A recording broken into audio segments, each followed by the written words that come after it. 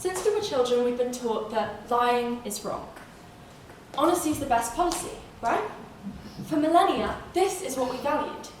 Thinkers such as Augustine and Aquinas stated that lying is always immoral, sinful, and wrong, without any exception. But what if I told you that lies can be purposeful, strategic, manipulative, and even beneficial? And most importantly, they're so easy to tell. For example, that story I just told you about Big Ben was actually not true. I know it's very random, but the point is, you probably heard that and thought for a minute that it could be true. You let it register and then quickly moved on. That's the point. Lies go unnoticed, but they often make impact. We see this everywhere, from silly online jokes to genuine political campaigns.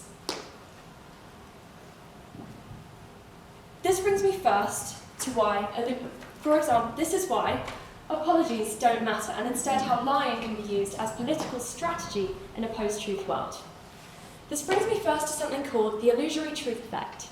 First coined in 1977, this phenomenon describes the idea that the more a lie is repeated, the more people process it as truth. This idea isn't new. It was used, for example, by the Nazi Party in the 1930s and 40s as part of their insidious propaganda campaigns.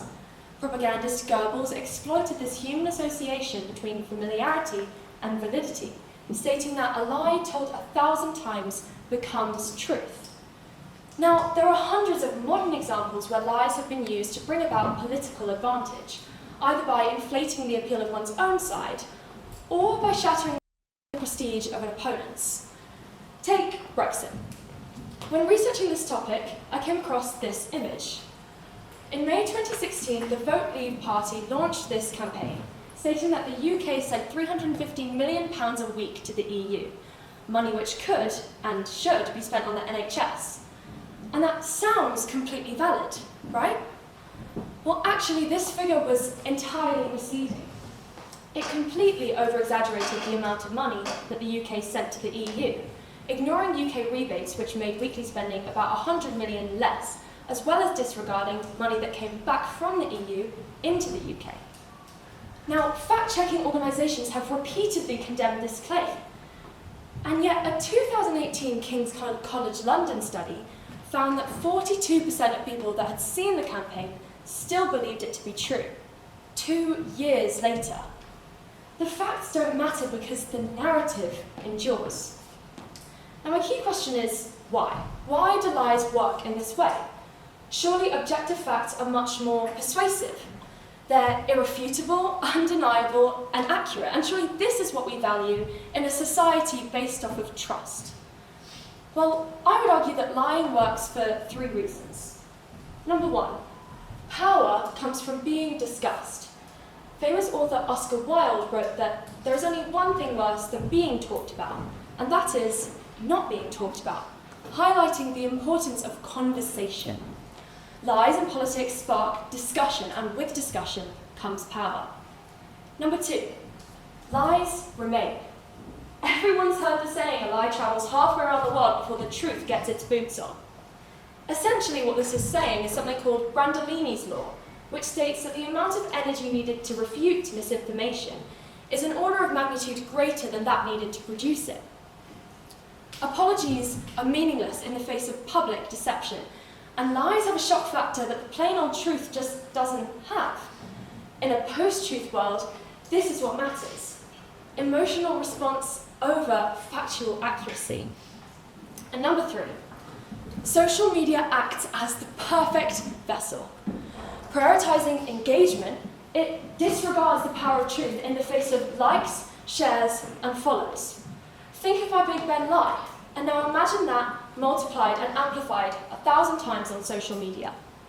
It's easy to spread a lie, and easy to believe one, when you're trapped in an echo chamber of your own political viewpoint. Now, it's easy to leave this talk on kind of a bleak note. Lying is everywhere, and truth just doesn't exist in the modern world.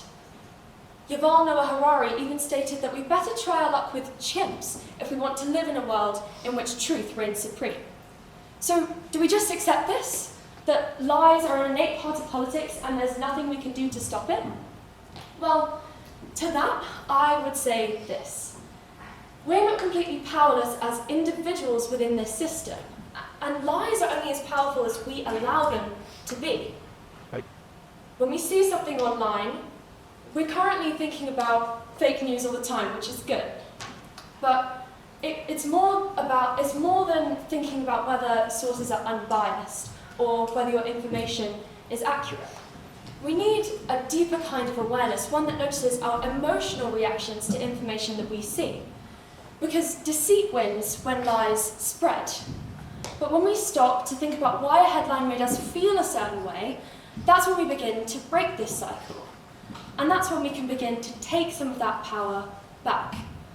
We still live in a world that values honesty over deceit. It's just that apologies were never the solution.